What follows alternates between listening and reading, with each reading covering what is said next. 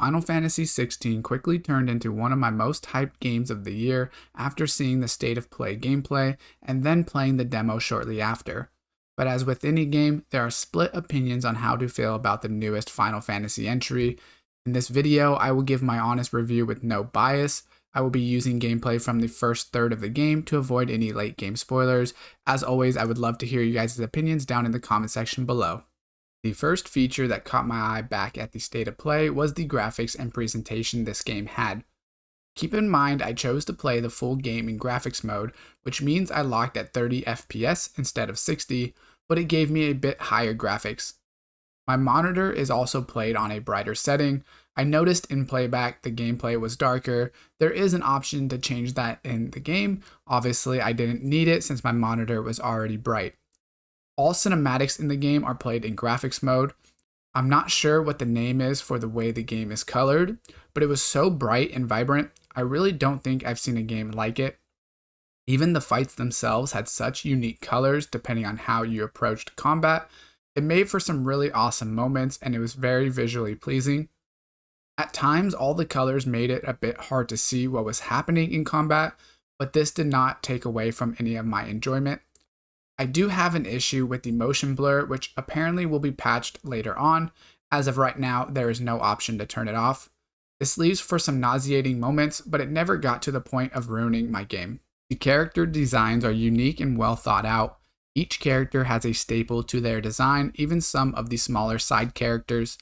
The large world is also full of beauty with some of the most impressive shots I've seen in a game.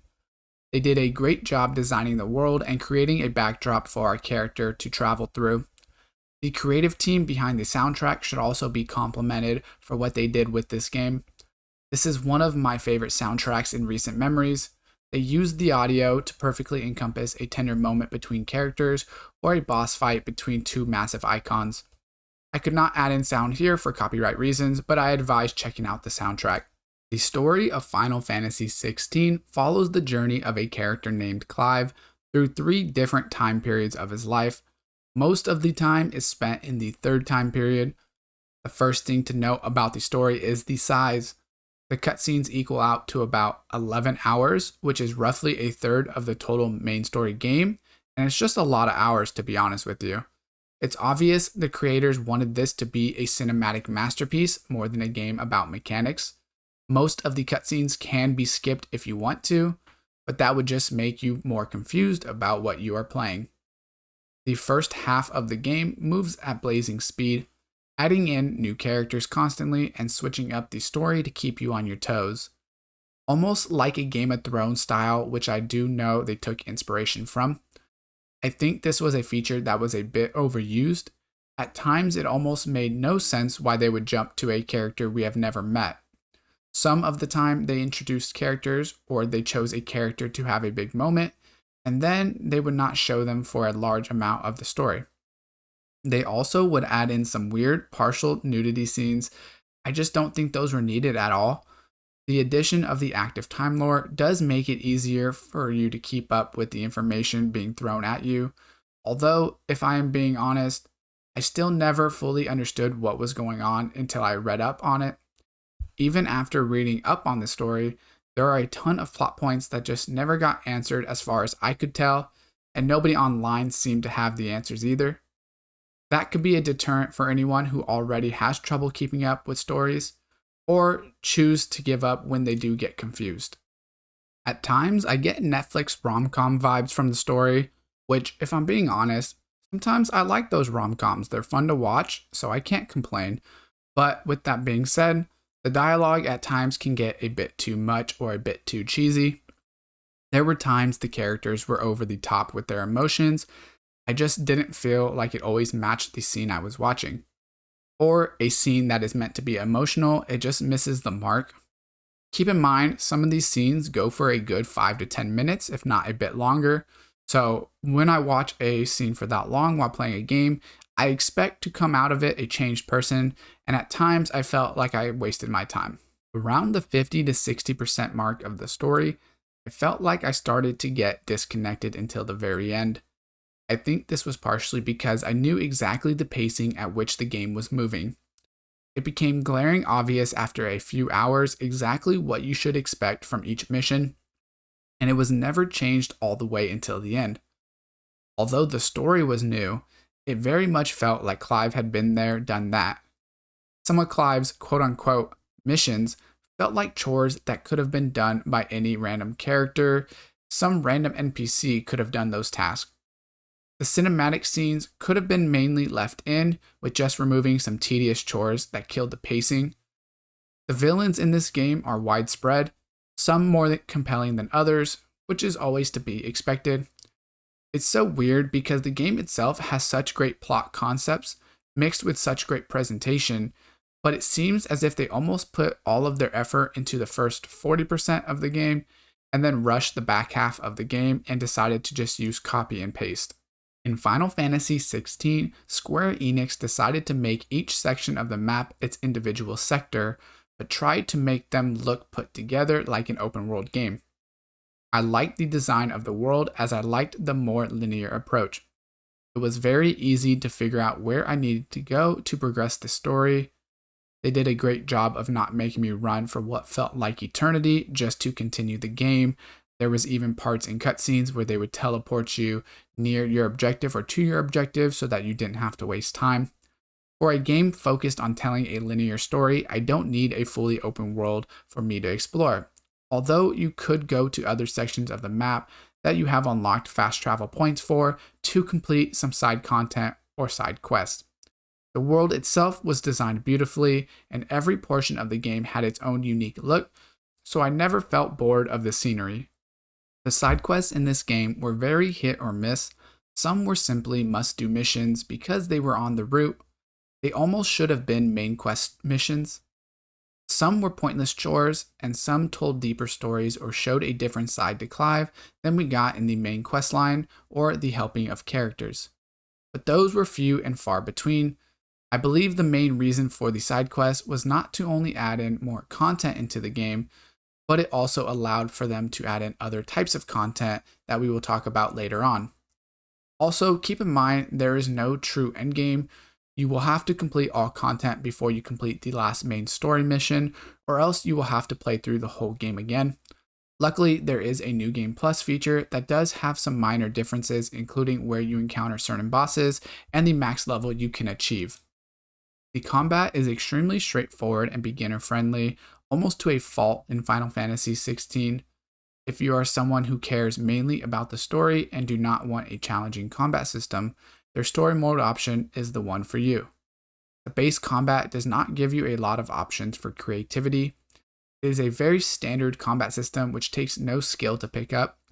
Clive has a base 4-hit melee combo and a range attack that stays the same throughout the game. The main skill gap, if you will, comes from the ability to stagger the larger enemies and bosses quicker to be able to deal high amounts of damage. You need to be able to cycle your abilities effectively if you really want to get the most damage dealt. That, with the ability to dodge and time counters, allows players to defeat the enemies faster.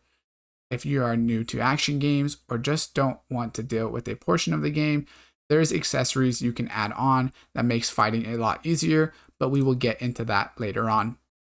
The boss fights themselves do get confusing at times, as it seems to take away your control from more cinematic scenes in which you will click just one button to keep the fight progressing. I did like the cinematic choices like cinematic dodge or cinematic clash, but I did feel as if they were overused at times or just used at weird times in certain boss fights. I will say I like the idea of more boss fights or bigger enemies and less hordes. I think this game balanced it pretty well. Later into the game, you do come across more hordes, but it wasn't too bad of a switch in my opinion. Boss fights, even if they are smaller bosses, allow for more mechanics to learn and more unique fighting experiences. Throughout the game, you unlock more abilities to choose from, which can allow each player to make their own choice on how you want your Clive to be.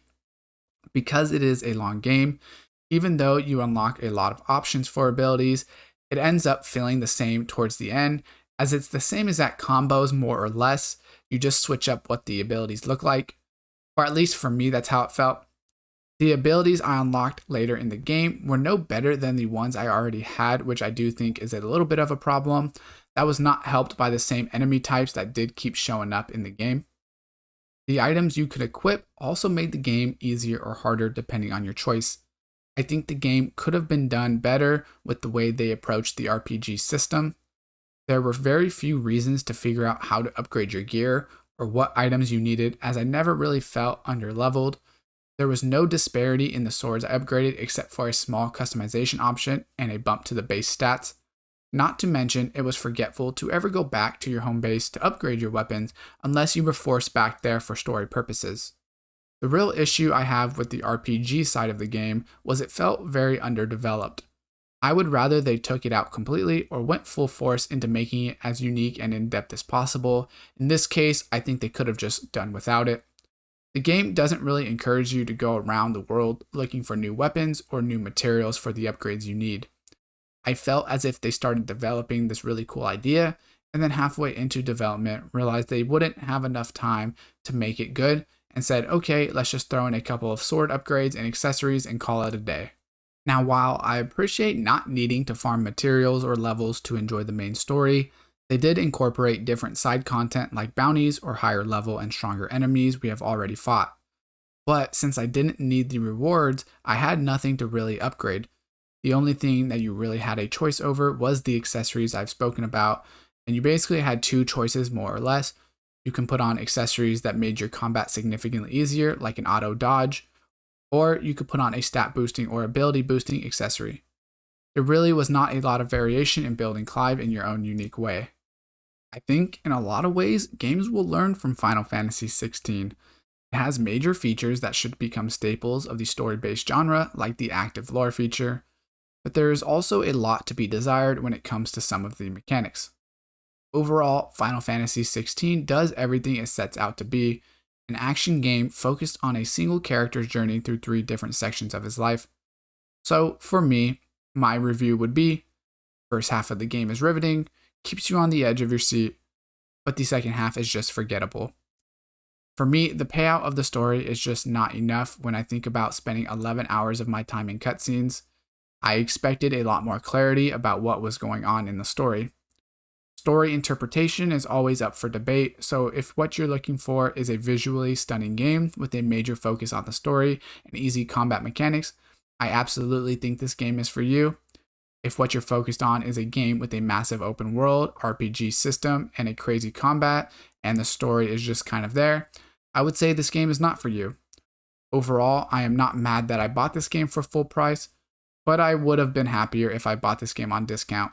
So, that's it for my review. If you have any questions about the game you feel I didn't answer, drop it down in the comments below. Drop a like if you did enjoy the content, and I will see you guys next time.